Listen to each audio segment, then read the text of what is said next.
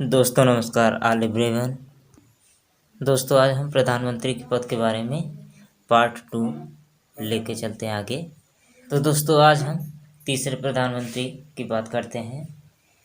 जब पहले प्रधानमंत्री पंडित जवाहरलाल नेहरू जी की मृत्यु के बाद तत्काल चुनाव तो नहीं हो सकता ना, तो एक कार्यवाहक बना दिया गया। कार्यवाहक थे गुलजारी लाल नंदा। गुलजारी लाल नंदा पहले कार्यवाहक थे, प्रधानमंत्री नहीं थे बल्कि पीएम के पद को संभालने के लिए आए थे।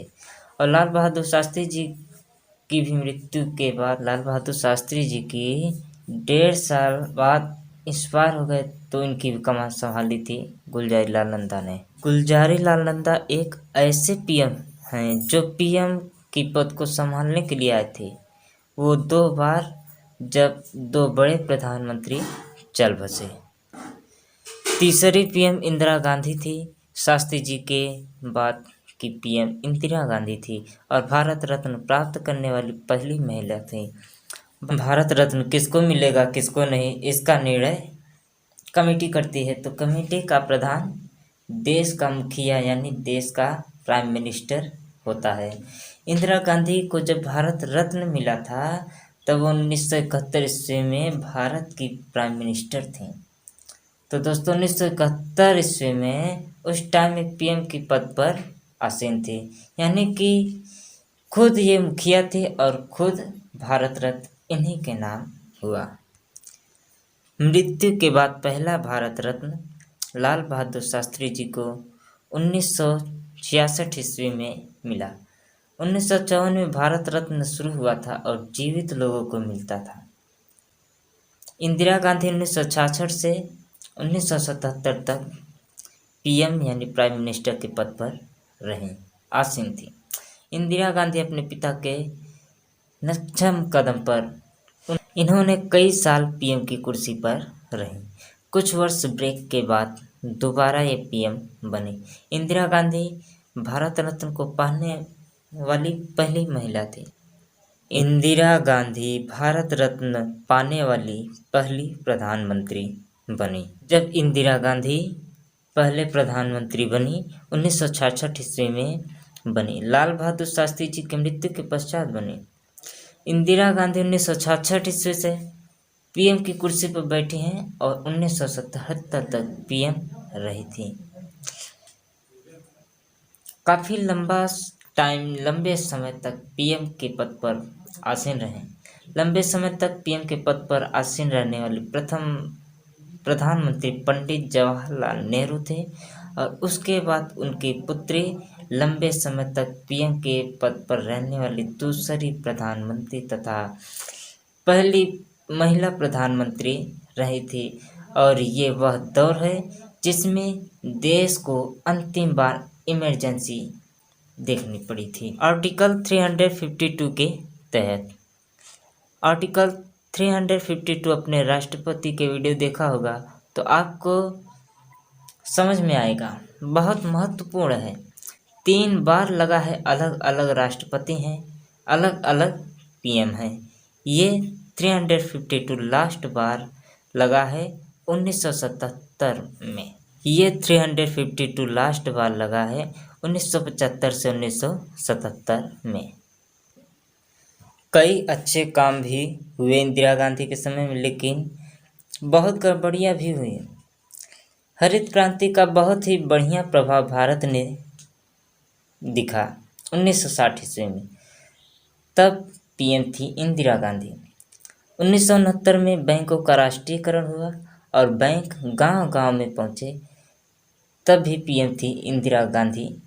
इनके कुछ गलतियां भी इनके ऊपर इलाहाबाद हाई कोर्ट में केस था, जिसमें पहला जजमेंट आया कि इंदिरा गांधी अब 6 वर्ष तक चुनाव नहीं खरीद सकती, इलेक्शन नहीं लड़ सकती। और उसी के चक्कर में सब कुछ उलट पुलट कर सारे देश में इमरजेंसी लगा दी गई 25 जून 1975 ईस्वी को। उस समय के राष्ट्रपति फखरुद्दीन अली अहमद जी थे। उन्होंने राष्ट्रपति जी ने 25 जून को इस देश में इमरजेंसी की घोषणा की।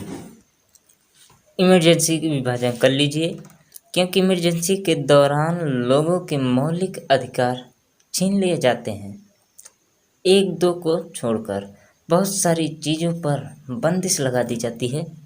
यह तो एक बहुत बुरा दौर देखा लोगों ने इंदिरा गांधी के समय में, जिसका परिणाम सामने आया कि इन्होंने 1977 के मार्च में जब इलेक्शन करवाया गया तो बहुत बुरी तरह से ये हारी थी। और उस समय एक पार्टी, नई पार्टी उभर कर सामने आई, जिनके मुखिया बनाए गए मोरारजी देसाई। भारत के 3 प्रधानमंत्री ऐसे थे जिसकी मृत्यु पदावत के दौरान हुई थी। वो थे जवाहरलाल नेहरू, लाल बहादुर शास्त्री जी तथा श्रीमती इंदिरा गांधी। राजीव गांधी की मृत्यु भी लोकसभा चुनाव के दौरान हुई थी। अब हम चौथे प्रधानमंत्री मोरारजी देसाई के बारे में बात करेंगे। इन्होंने 24 मार्च 1977 से 28 जुलाई 1979 तक प्रधानमंत्री पद पर आसीन रहे। सबसे अधिक आयु के 81 वर्ष और प्रथम प्रधानमंत्री जिन्होंने अपने पद से त्याग पत्र दे दिया था। जवाहरलाल नेहरू भारत के ऐसे प्रथम प्रधानमंत्री थे जिनके विरुद्ध कृपलानी द्वारा लाया गया यह 22 अगस्त जवाहरलाल नेहरू भारत के ऐसे प्रथम प्रधानमंत्री थे जिनके विरुद्ध लोकसभा में अविश्वास प्रस्ताव लाया गया। अविश्वास प्रस्ताव जेपी कृपलानी द्वारा लाया गया। यह 22 अगस्त 1963 को लोकसभा में बहस के लिए रखा गया, जो पारित न हो सका। इंदिरा गांधी जब सर्वप्रथम 24 जनवरी 1966